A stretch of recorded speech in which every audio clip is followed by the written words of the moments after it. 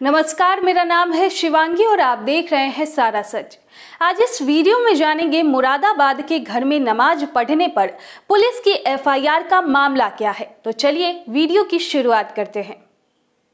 मुरादाबाद के छजलैट थाना के गांव दूल्हेपुर में कथित तौर पर सामूहिक नमाज अदा करने के आरोप में पुलिस ने 16 लोगों को नामजद करते हुए रिपोर्ट दर्ज की है। इसके अलावा 10 अन्य अज्ञात लोगों के खिलाफ भी रिपोर्ट लिखी गई है। पुलिस ने ये रिपोर्ट गांव के ही चंद्रपाल सिंह की शिकायत पर दर्ज की है।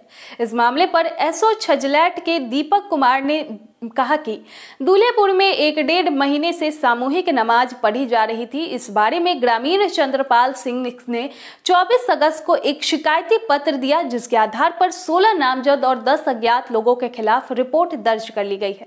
हालांकि ये मामला निजी परिसर में नमाज पढ़ने का है और ये भी स्पष्ट नहीं है कि मुरादाबाद में दूल्हेपुर में सामूहिक नमाज पढ़ने पर क्या कोई रोक है या नहीं। निजी संपत्ति में सामूहिक नमाज पढ़ने को लेकर एसडीएम कांठ जगमोहन गुप्ता कहते हैं, देखिए, निजी संपत्ति में इस तरह सामूहिक नमाज नहीं पढ़ी जा सकती है। इसके लिए परमिशन आवश्यक है। एक परिवार के लोग तो पढ़ सकते हैं, लेकिन इधर उधर से लोग वहां इकट्ठा होते हैं तो वहां नमाज नहीं पढ़ी जा सकती है। कानूनी रूप से भी स्पष्ट है कि सामूहिक नमाज निजी संपत्ति में भी नहीं पढ़ सकते हैं, इसीलिए मस्जिद है। दरअसल इस विवाद को शुरुआत इसी साल 3 जून को हुई, जब गांव के मुसलमानों ने सामूहिक रूप से नमाज पढ़ने पर कुछ लोगों ने ऐतराज किया और मामला पुलिस तक पहुंचा। आपको बताते हैं क्या हुआ था 3 जून को। दरअसल मुस्लिम वर्ग के सामूहिक नमाज पढ़ने को लेकर हिंदू वर्ग के लोगों ने आपत्ति जताई तो प्रशासन ने यहां सामूहिक नमाज पर पाबंदी लगा दी थी। हालांकि मुस्लिम वर्ग दावा करता है कि वे बड़े बूढ़ों के वक्त से सामूहिक नमाज पढ़ते आ रहे हैं। इस मामले में गांव के नामजद अभियुक्त अनवार अहमद कहते हैं, देखिए, हमारे बुजुर्गों के वक्त से गाँव के सामूहिक नमाज होती आ रही है। ये पहली बार हो रहा है कि 3 जून को गांव के कुछ लोगों ने इस बारे में आपत्ति दर्ज कराई है, जबकि इससे पहले ऐसा कभी नहीं हुआ। लेकिन इसके बावजूद भी हमने 3 जून के बाद सामूहिक नमाज पढ़नी छोड़ दी, फिर भी हमारे खिलाफ रिपोर्ट दर्ज कर ली गई है। ये तो गलत है।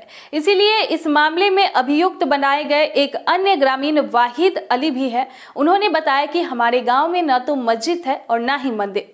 गांव में सैफी और धोबी बिरादगियों से 10-20 ही लोग रहते हैं। 24 अगस्त को हमारे खिलाफ रिपोर्ट दर्ज की गई, लेकिन हमें मालूम नहीं कि ये रिपोर्ट किस आधार पर हुई है। हमने कोई सामूहिक नमाज अदा नहीं की है। 3 जून 2022 को जब हमने एक घर में नमाज अदा की थी तो गांव में हिंदू संगठन के संबंध रखने वाले लोगों ने इस पर आपत्ति जताई थी। पुलिस भी गांव के आई और हमें प्रशासन ने बुलाया था। जब बात हुई तो 3 जून के बाद हमने गांव में कोई सामूहिक नमाज ही अदा नहीं की। लेकिन 24 जून अगस्त को हमारे खिलाफ जो रिपोर्ट दर्ज हुई है वो गलत है। हमें मालूम भी नहीं है कि आखिर किस वजह से ये रिपोर्ट दर्ज कर ली गई है। जानकारी के मुताबिक थाना छजलैट में जो शिकायत दर्ज कराई गई है उनमें गांव के कई लोगों के नाम है, लेकिन रिपोर्ट ग्रामीण चंद्रपाल सिंह की तहरीर के बाद लिखी गई है। बता दें कि शिकायतकर्ता चंद्रपाल सिंह का कहना है कि मुस्लिम लोग नमाज पढ़ते हैं। नमाज तो पहले भी पढ़ी थी, सामूहिक रूप से 1-1.5 महीने पहले भी पढ़ी थी। हमने वीडियो भी बना लिया था। ये पूछने पर कि दूसरा पक्ष ये बोल रहा है कि उन्होंने 3 जून 2022 के बाद कोई सामूहिक नमाज नहीं पढ़ी, तो फिर उन पर अब एफआईआर क्यों? इसके बाद जवाब में चंद्रपाल कहते हैं, ऐसा है कि अगर नहीं पढ़ी है तो मौलाना तो है वहां पर, ये भी लिख कर दे दे कि हमने 3 जून को ही नमाज पढ़ी है, उसके बाद हमने कोई नमाज नहीं पढ़ी। 4 दीवारी में सामूहिक नमाज नहीं पढ़ी जा सकती है। जब आपत्ति है तो चंद्रपाल सिंह आगे कहते हैं कि गांव में कोई मंदिर नहीं है, ऐसे में वो दूसरे गांव में पूजा करने जाते हैं।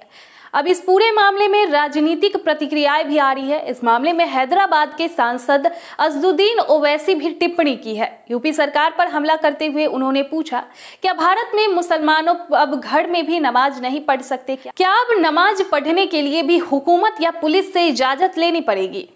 आज की वीडियो में बस इतना ही। ऐसे ही वीडियो को देखने के लिए देखते रहें सारा सच।